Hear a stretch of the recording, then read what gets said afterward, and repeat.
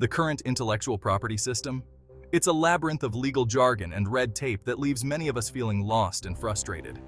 Let's be honest, it's a bit of a mess. Navigating through it feels like trying to find a needle in a haystack.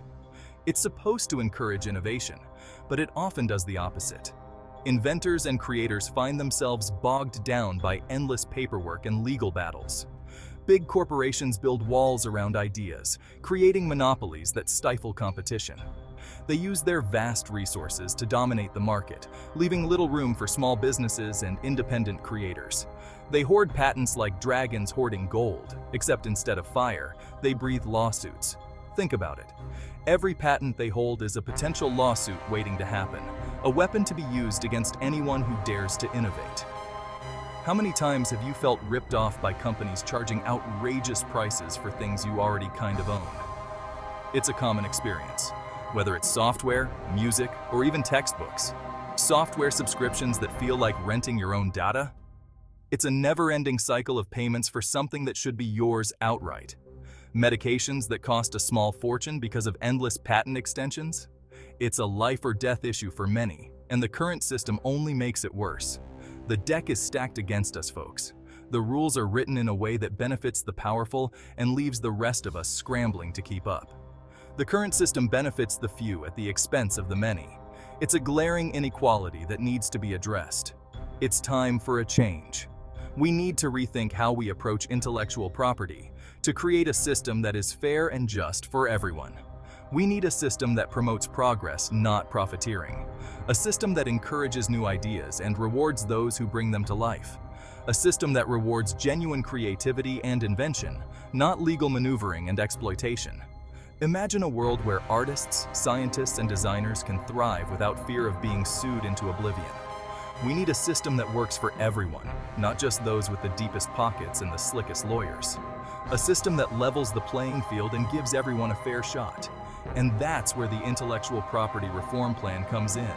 It's a blueprint for a better future, one where innovation is encouraged, creativity is rewarded, and everyone has a chance to succeed. This ain't your grandpappy's reform plan. We're not talking about tinkering around the edges here.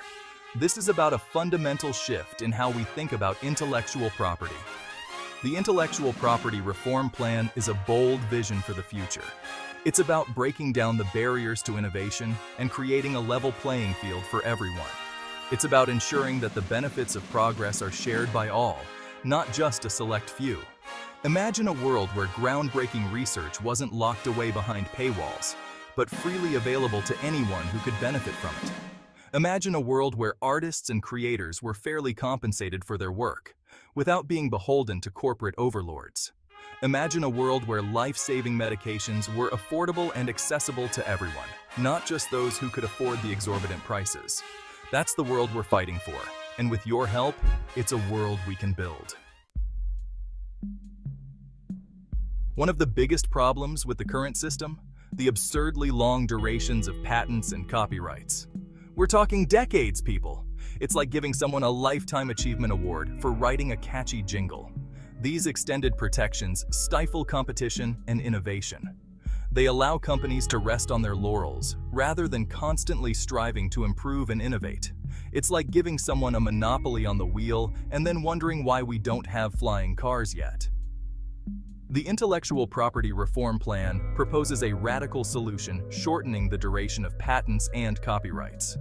We're talking a significant reduction, folks, enough to incentivize continued innovation while ensuring that ideas eventually enter the public domain where they can inspire and benefit everyone. And here's the kicker. We're talking about making these changes retroactive. That's right. We're talking about freeing up a treasure trove of knowledge and creativity that's been locked away for far too long. Section 4. Empowering creators, not corporations. Rewarding innovation fairly. Now, before you start picturing starving artists and destitute inventors, let's be clear. This reform plan is all about empowering creators.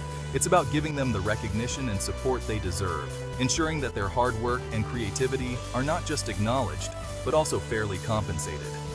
We believe in rewarding innovation, but we also believe in fairness. Innovation drives progress, and those who contribute to this progress should be rewarded justly. The current system is rigged in favor of corporations. These large entities have the financial muscle and legal expertise to dominate the intellectual property landscape. They have the resources to navigate the complex legal landscape and to enforce their intellectual property rights with an iron fist. This often leaves individual creators at a significant disadvantage. Individual creators, on the other hand, often lack the resources to protect their work from infringement or to challenge unfair licensing agreements. They find themselves overwhelmed by the legal complexities and financial burdens. The Intellectual Property Reform Plan aims to level the playing field by providing creators with the tools and resources they need to protect their work and negotiate fair deals.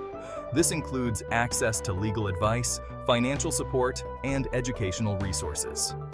We're talking about simplifying the patent and copyright application process, making it more accessible and less intimidating for individual creators.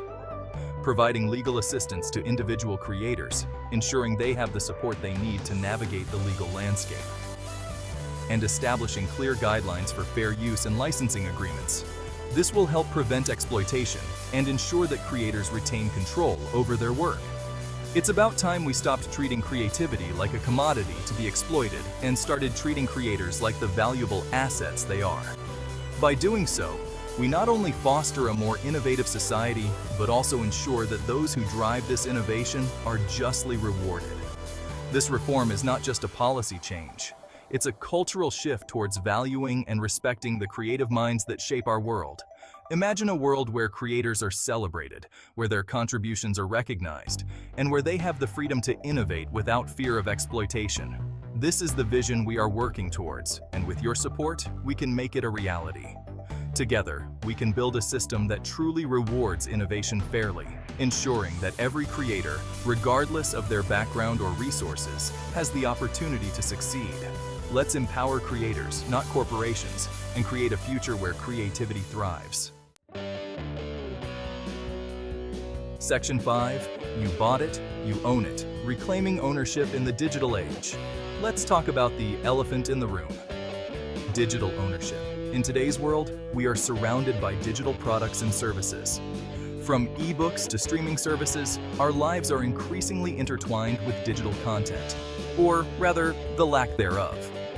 Despite spending our hard-earned money on these digital items, we often find that we don't truly own them. This lack of ownership can be frustrating and confusing.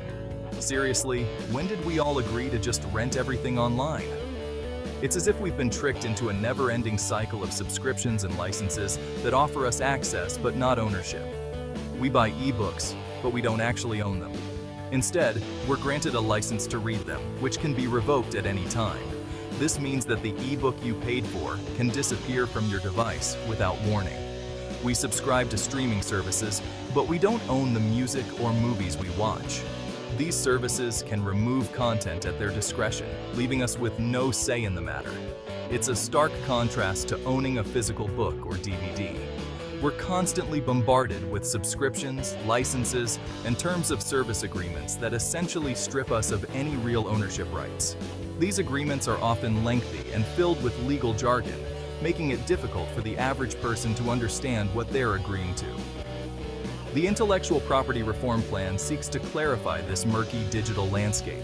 It aims to establish clear guidelines and protections for digital ownership, ensuring that consumers have the same rights in the digital world as they do in the physical one. It's time to draw a clear line between ownership and service subscriptions. When you purchase a digital product, you should have the same rights and protections as if you had bought a physical item. This means being able to use, lend, or resell your digital purchases without fear of losing access. When you buy something digitally, you should own it, just like you would if you bought it in a physical store. It's that simple. Ownership should not be a concept that is lost in the transition from physical to digital. It's time to take back control of our digital lives and demand the same ownership rights in the digital realm that we enjoy in the physical world. By advocating for clearer laws and better protections, we can ensure that our digital purchases are truly ours to keep.